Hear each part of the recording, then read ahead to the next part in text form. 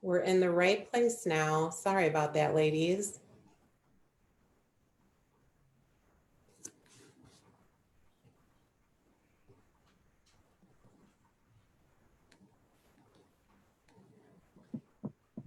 Oh, you guys, it won't stop. Oh, here we are. Okay.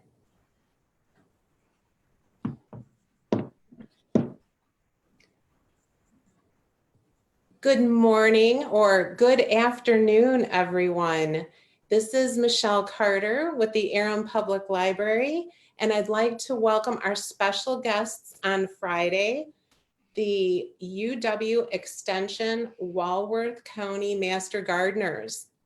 I will be acting as a facilitator behind the scenes and helping anyone with questions, asking the gardeners, and I turn you over to Julie, who will introduce everyone. And there is a slight delay, so if it takes us a moment to get to your questions, just give us a minute and we'll be good to go. Thank you, Michelle. So thank you for hosting and having us here. My name is Julie Hill. I am the horticulture outreach specialist for Walworth and Rock counties. And part of my job is to work with the Master Gardener volunteers in Walworth and Rock counties and provide some education outreach. So as you know, there's a lot going on in the world, and we've kind of been not able to engage in those face activities and maybe answering gardening questions that you have. So we're trying to do this in a new format, and we're really excited to be working with the library to do this. So I have here with me two master gardeners, Nina Ruski and Sue Liedl. If you guys want to say hi. Hi. Good afternoon. How are you today? So I am going to share my screen. We'll give you a little bit of information, and some kind of the idea here is to give you some tips and recommendations for gardening. And then if you do have questions, put them in the Facebook comments and Michelle will help read those off in a little bit. So we'll try to get to as many questions as we can. If you have questions, if you see this at a later time, you can still put those questions into those comments, and Michelle and the library will help get those to us and we will follow up. Okay, so I'm going to just share my screen now just to kind of show you and give you a little bit more information. And I know there's a slight delay, so I'm going to just wait a moment here. And I just want to provide a little bit of information of kind of who we are and where we're from. So we are with the University of Wisconsin Extension, that is a part of UW-Madison. And Extension's mission is really to connect with everybody in Wisconsin. So there are offices in all the counties all around Wisconsin, and we're really trying to connect the university system in UW-Madison to all those areas, to residents, to communities, to local organizations. And that is part of my job as an Extension employee.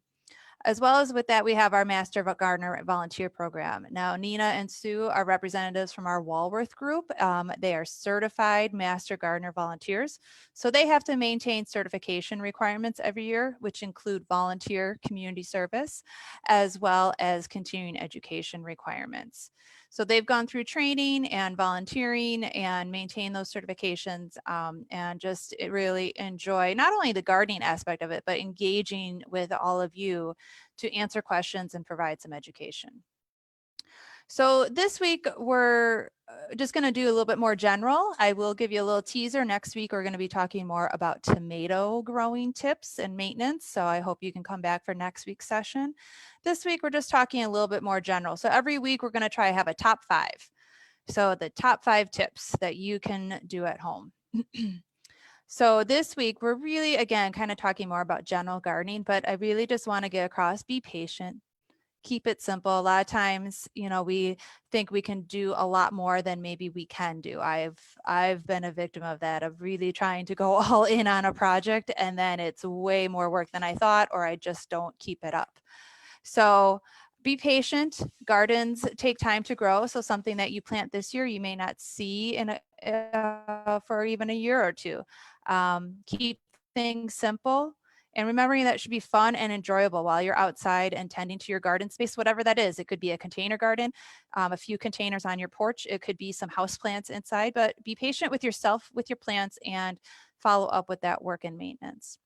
Also, if you are doing some more of that outdoor kind of yard work, take care of your body, stretch, mix it up. Those are strenuous tasks, and it becomes unenjoyable when we don't take care of ourselves, right? So I've gotten like really sore shoulders from weeding or raking or something like that because I didn't take care of myself. Another tip here is to mix up your tasks. So I know I do this all the time where I just am like weeding, and I'm on my knees and I'm weeding, I'm pulling weeds, and it's hours later because I really got focused on that. So get up, move around, go do something else, have a little of that attention deficit disorder of just moving around and doing different things in your garden. Don't be afraid to ask questions. So that's what we're here for, using this forum of this virtual program. And don't be afraid to ask questions or reach out to me personally. I will provide my contact information. Reach out to your local county. We all are here to help answer those questions. UW Extension, our website, has tons of information about gardening, about specific plants, about vegetable gardening and what to do, about pests, disease, all those things. We want to include this because this is probably one of the number one things to really help your plants and prevent disease is to water at the base of the plant whenever possible. I know that Mother Nature's rain comes down from the top and that's okay, but if you're watering your plants, we want to try to keep as much water off the leaves as possible. So really try to water at the base versus showering them from above, especially in the evenings, if at all possible. If you do need to water and you're spraying the plants because that's your only choice, try to do that in the mornings at all possible. But at the best you can do is try to water at the bottom, right at the soil. And then we encourage you to take some time to identify any concerns or pests before just turning to a spray. A lot of times things can be maybe controlled mechanically or by hand or manually, or sometimes the pest or the concern maybe isn't going to cause too much damage. And learning what it is first will help to know how you can treat or control or maintain that area. So, and again, we are here to help you with all of that. I do want to just throw out a little alert. This is, we haven't seen it in Walworth County yet, but there is a little beetle, even though it's quite pretty, this red beetle, it is, it attacks lilies, the true lilies, and it can really cause a lot of damage. So the pictures here show the bug itself, the adult, the little red beetle. And then this other picture is a picture of its larvae. And it actually covers itself in its own feces. Quite gross, I know. But if you see these things on your lilies, you can pick them off. Again, we haven't seen this in Walworth County, but it has been spotted in Milwaukee and Waukesha counties just this year. And that is those are new attacks, new sightings. So we really just want to kind of tell everybody to be on the lookout for that. I did put up a couple of websites, the DATCP, so DATCP. They put out a bulletin every week, a pest bulletin. So it's really helpful to know like what to watch out for, what's coming out. Japanese beetles will be coming soon too, probably in the next week or two. So we'll be dealing with those this summer. And there's lots of resources online. And again, if you need more information, don't hesitate to reach out and we can get those to you. So again, just a little alert to something to be on the watch out for. Every week, we'll try to give you these little alerts of things to be on the lookout for. And I am going to turn it over to Nina right now and to talk a little bit about cicadas. Well, hello. Yes. So a very interesting insect has emerged in the Walworth County area, probably about the last 2 weeks, and that is the periodical cicada. This one is different than the annual cicadas that come out every year. However, this one is different because it actually spends years under the ground. So they can be 13 to 17 years under the ground and emerge. And you'll see on the left picture a little tiny hole, and you might be seeing those holes in your garden. That's That's actually the nymph that is crawling out. And then it will look like it'll attach itself to a leaf or a branch, and it'll crawl out of its skin or exoskeleton, and that's the one that you see in the middle.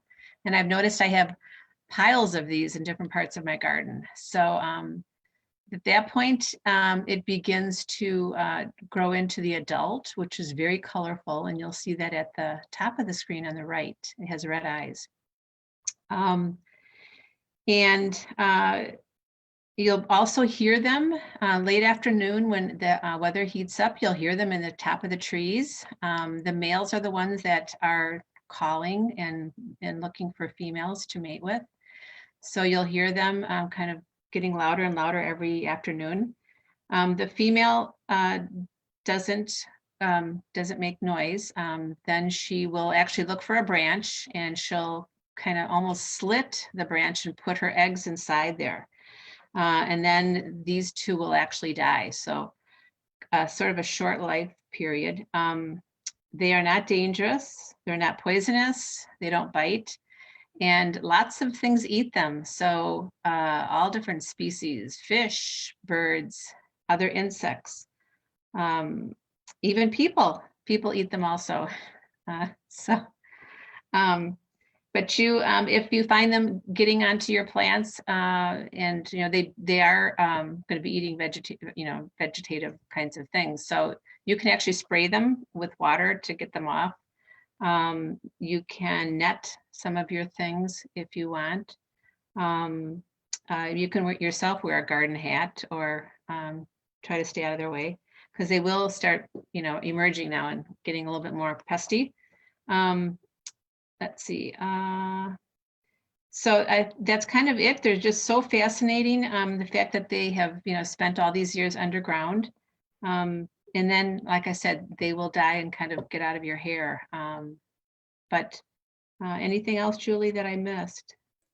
Are we going to see the big swarms that, I think there's been some news reports of these huge swarms coming out this year. Are we going to see that here in Wisconsin? I'm not sure. I don't think so. So this is actually considered brood 13, which is a 17-year cicada. And they did talk, there's a great website called Cicada Mania, www.cicadamania.com. And there are many different broods. North Carolina, West Virginia, and Virginia will see a brood emerging later this year or this year. And there's also something called a straggler, which could be broods that emerge early. And it's just very fascinating. So I think that would be something to look into, is definitely check that website out. But anyways, enjoy. I have a Great. couple questions for you, Nina. Yes. When do they burrow into the soil? So I'm imagining they're going to be doing that. Well, maybe the eggs probably hatch, I'm thinking, and then that is the one that goes down into the soil, because I believe these will then die after they do their mating. And they don't do any damage when the female lays the eggs inside the stem, correct? It does kind of, I think it can, damage that branch, and you can cut it out, but they don't necessarily damage, the whole tree or bush. I mean, I guess you would want to, if you have something kind of new that you just put in the ground this year and you see them on it, you probably want to, dust them off or pick them off. But I think in general, you might see some dead branches, but according to this information, it really doesn't kill the actual plant. But you might have some dieback. Great. Thanks, Nina. And Yes. thanks, Sue. I just have a couple more slides to share, and then we will get right to questions. So again, thank you for joining us today. So every week we'll be here Fridays at noon with Aram Library. There will be a survey link posted in the comments. So whether you're watching it today or a few days from now, please leave your feedback using that survey. It's a real easy survey to fill out. And that's going to help us with next programs too. And then again, next week, we will be giving you some good top 5 tips for your tomatoes. So I want to wish you all happy gardening. Again, here is my contact information that can be posted. I will say the best way to reach me is email. As you can tell, we're all kind of still working from home. So that julie.hill@wisc.edu is really the best way to reach me if you have additional questions or need some more information. I'm going to go ahead and stop sharing my screen. And I know I saw some questions come in. So, Michelle is going to feed us the questions from Facebook, and I'm going to read this first one. Too late to begin a hay bale garden. So I don't have any experience with a hay bale garden. I don't know if Sue or Nina, if you do. Is it too late to start one? Yes, as a matter of fact, I do. And the best time to start them is as soon as you can get out there, because you need a few weeks to condition your bales. But the best recommended bale for this is not a hay bale, it's a straw bale. A straw bale is more a stem consistency, where a hay bale has it kind of looks like gray-green because it's dead alfalfa, but it also has leaves and a little bit of flowers in there, and perhaps a lot of weeds. With straw bales, there's not as much weeds in there, so not as much weed seed, and that's what you don't want in your straw bales. So you have to condition it, and I would recommend going to the UW Extension website and search for straw bale gardening. We have some pretty good information about that in there. It takes a while to condition. You won't be able to plant it right away. So I would start with pots. True. You could do some containers, right? You could start some containers. You can grow vegetables in containers too. You can grow anything in containers really with the right size of container. And so there's a lot of information on that too. And Michelle, I have my Facebook up, so I'm going to read Catherine's next question. Do you have any recommendations for someone who wants to create a pollinator friendly or yard wide garden? Oh, we have so many resources. Nina or Sue, do you want to mention anything regarding, a pollinator kind of friendly yard or garden? Well, I think that definitely it's not too late ever to do that. You can definitely be planting perennials, annuals that, that would be pollinator friendly. So I would say definitely go for it. Again, Julie might have a link somehow to all of the magazine or the articles that are on the extension website. And I believe, Julie, we are thinking about doing some information on pollinators. Is that correct? One of our talks? Yes. So so not next week, but the following week is National Pollinator Week. So we will definitely be highlighting some pollinator tips. And Catherine, if you're, you can email me and I can email you some growing guides and some like plant lists to get you started. So if you shoot me an email at julie.hill@wisc.edu, I am happy to email you abundant information and some links to resources, because pollinators are a hot topic. They always will be, and we have lots and lots of stuff on it. I think we probably, all of us on here, have pollinator friendly plants at home, and so we have lots of information. So I encourage you to email me and I can send you the links, but in 2 weeks we will be talking more about pollinators. And I would think that it would not be too late, while you're thinking about that pollinator garden, to look into bee hotels and perhaps make it a family activity to put 1 or 2 together and put them out in your yards, because they'll always be looking for something somewhere to build their hives or to build their nests, so to speak. Great. So I know there's a little bit of a delay, so we'll just give it a little bit if any other questions pop up, and Michelle can help us. So back to the cicadas, my son loves to collect the little exoskeletons all around the yard. He has a rock collection, and then in that was some exoskeletons with that. And I'm like, do we really need to keep these? You can just haven't turn them seen into anything mulch. like that. Put 'em in the garden. Yeah. I We need haven't to seen keep anything this. like that yet around my yard yet, so. You haven't? No, not No. yet. But, Maybe it's just very, like certain areas. That's yeah, interesting. yeah, I just haven't seen it yet, that's all. Can I come back up? Come back up. Co-pilot wants to come back up. Okay. Let's say hi.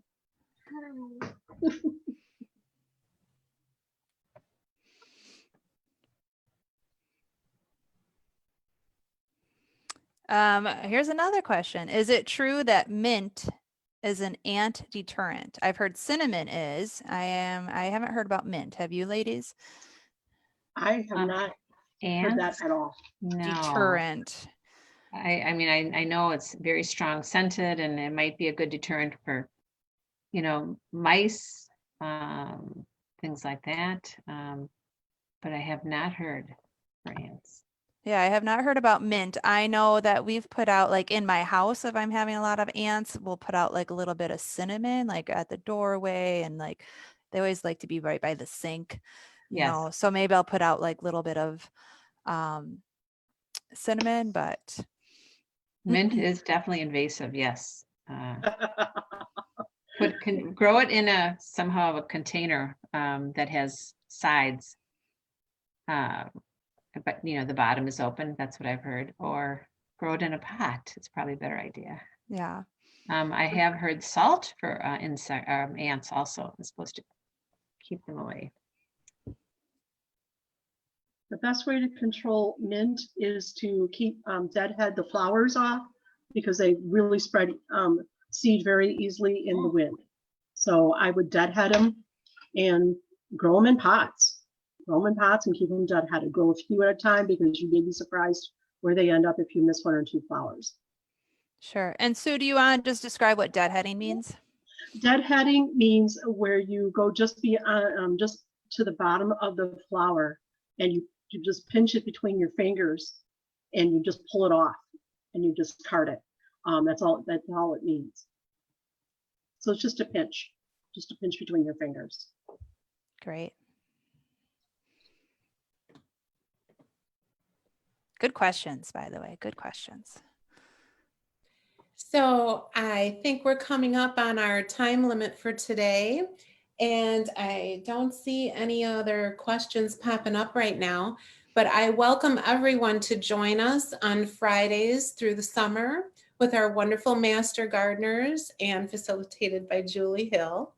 And I hope you watch this through the week, and please keep asking questions because we will be connecting with the master gardeners.